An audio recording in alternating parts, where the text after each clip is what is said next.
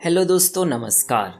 आज जो कहानी मैं आप लोगों को सुनाने जा रहा हूँ, यकीन मानिए उसे पूरा सुन लेने के बाद आपको अपने सबसे करीबी रिश्ते पर भी संदेह होना शुरू हो जाएगा।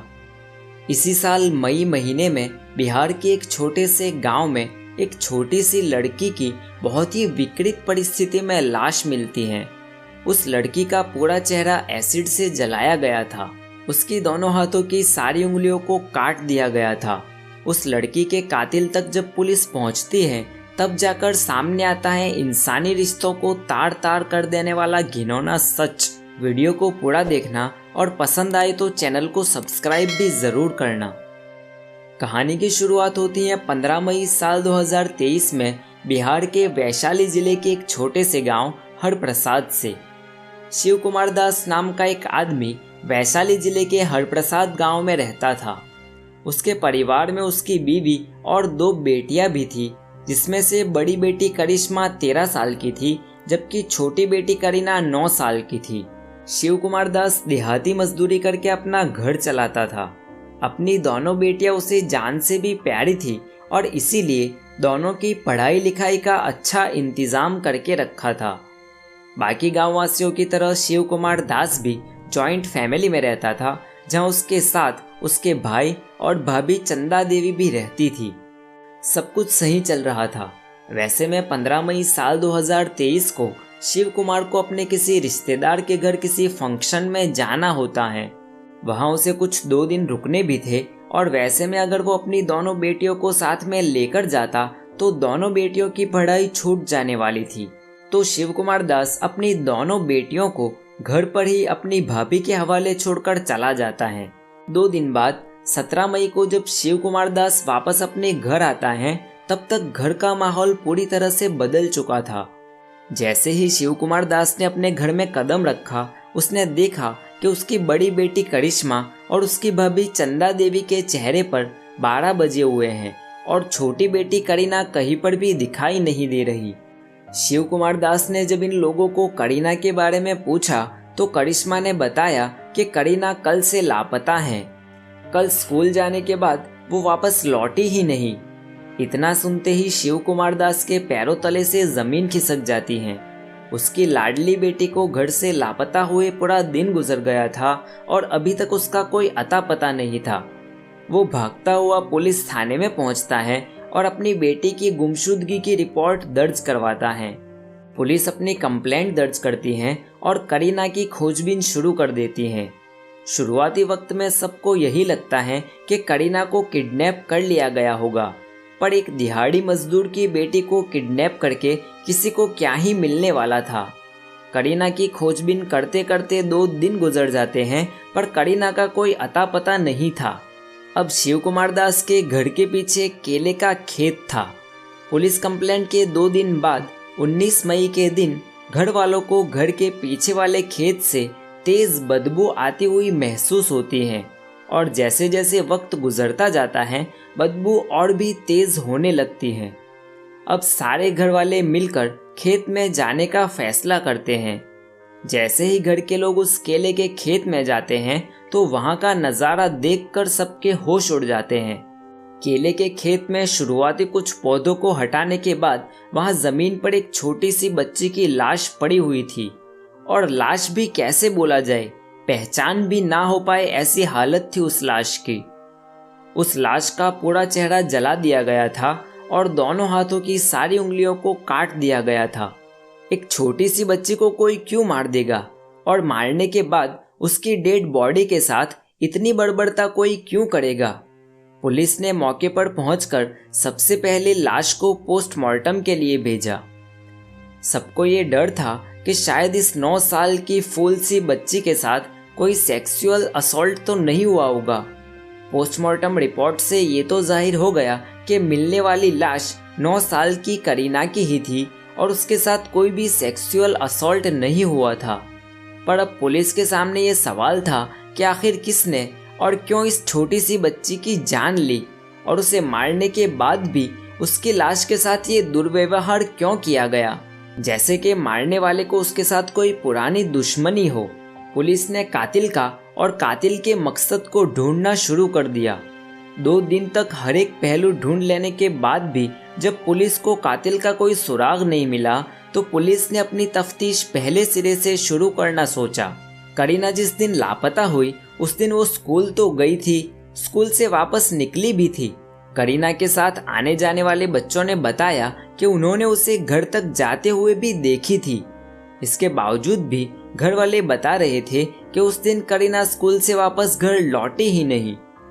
पुलिस अभी तक स्कूल और घर के बीच में ही अटकी पड़ी थी। 19 मई के दिन पुलिस ने शिव कुमार दास के घर में ही ठीक से छानबीन करने का फैसला किया। शुरुआती जांच में तो पुलिस को ज्यादा कुछ हाथ नहीं लगा, पर हाँ, पुलिस को करीना की बड़ी बहन करिश्मा के बेड पर से उसके तकिए के नीचे से एक मोबाइल फोन और 4 सिम कार्ड छुपाए हुए मिले। एक 13 साल की लड़की के पास 4 सिम कार्ड क्या कर रहे थे? पुलिस ने घर में और गहरी छानबीन की तो घर में से एक ट्रंक मिला जिसमें इंसानी खून के धब्बे अभी तक मौजूद थे। इधर पुलिस ने उन सारे सिम कार्ड की कॉल डिटेल्स निकाली तो पता चला कि उस नंबर से किसी नीरज नाम के लड़के के साथ लगातार बातचीत होती रहती थी। पुलिस ने तुरंत नीरज को गिरफ्तार कर लिया और साथ ही करीना की बड़ी बहन करिश्मा और उसकी चाची चंदा देवी को भी पूछताछ के लिए हाजिर किया। शुरुआती पूछताछ में तो इन लोगों ने कुछ भी जानने से इनकार कर दिया, पर जब पुलिस ने कुछ सख्ती दिखाई तो ये लोग टूट गए और उसके बाद जो कहानी सामने आई उसने सभी को सोचने पर मजबूर कर दिया कि एक इंसान आखिर ऐसा कैसे कर सकता है। दरअसल इस घटना के 2 महीने पहले ही करीना की बड़ी बहन करिश्मा अपने गांव से बाहर किसी काम से गई थी, जहां उसकी मुलाकात नीरज नाम के एक लड़के से होती है। नीरज की उम्र भी उस टाइम 16-17 साल रही होगी। दोनों एक दूसरे को देखते हैं, मुस्कुराते हैं, बातों ही बातों में दोनों के बीच दोस्ती हो जाती है और मोबाइल नंबर की अदला बदली तक हो जाती है। अब दोनों के बीच फोन पर लंबी लंबी बातों का सिलसिला शुरू हो जाता है और ऐसे ही दोनों नाबालिग बच्चों को एक दूसरे से प्यार हो जाता है। इधर ये दोनों दिन ब दिन अपने प्यार में खोए जाते हैं। उधर उस लड़की की चाची चंदा देवी को इस लड़की के अफेयर के बारे में पता चल जाता है। अब करिश्मा के साथ साथ उसकी चाची चंदा देवी भी नीरज से बातें करने लगती हैं। 2 छोटे बच्चों के बीच प्यार का चक्कर अब लव ट्रायंगल बन चुका था, पर इसके बावजूद तीनों में से किसी को कोई दिक्कत नहीं थी। सब कुछ सही चल रहा था। अब नीरज बार बार इन लोगों से मिलने की जिद करता रहता था, पर छोटे से गांव में इन लोगों को इस तरह से मिलना मुश्किल तो था।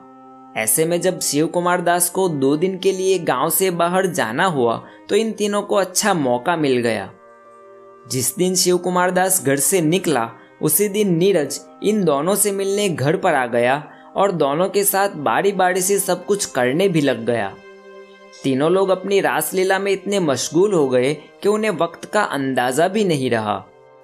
इधर 9 साल की करीना, जो कि सुबह से स्कूल गई हुई थी, वो स्कूल से वापस लौटती हैं और जैसे ही करीना अपने घर में दाखिल होती है तो क्या देखती हैं कि उसकी बड़ी बहन करिश्मा किसी लड़के के साथ बिना कपड़ों के कुछ ऐसी हरकतें कर रही है जिसे हम शायद अश्लील ही कह सकते हैं। इधर करीना को आया हुआ देखकर नीरज तो वहां से चला जाता है, पर करिश्मा और उसकी चाची चंदा देवी को बड़ी सी उलझन में छोड़ जाता है।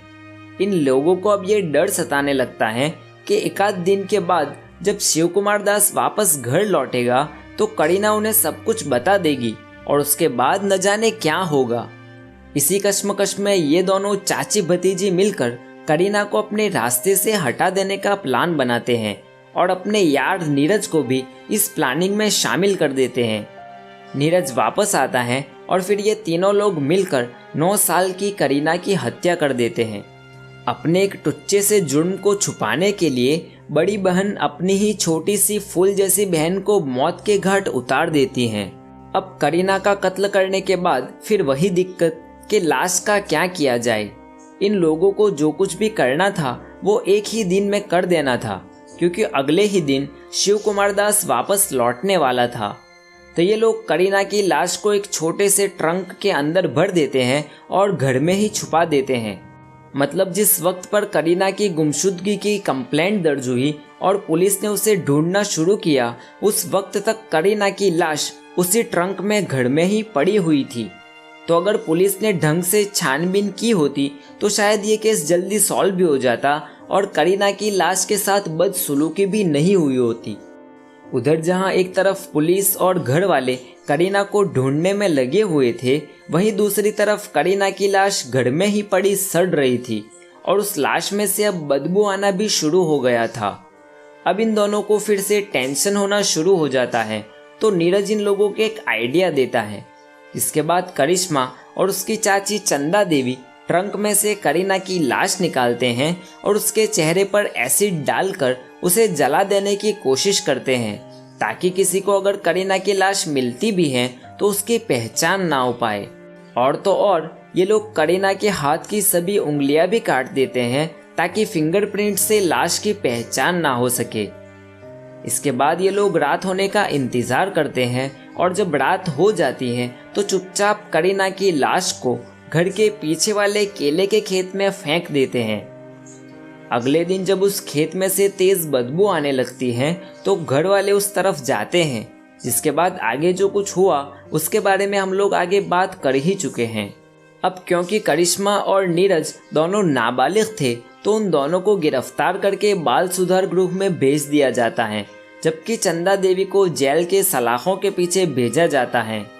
इस घटना को हुए कुछ 2.5-3 महीने गुजर चुके हैं, पर आज भी बिहार के उस छोटे से गांव के लोग जब इस घटना के बारे में सुनते हैं तो उनकी रूह कांप उठती है।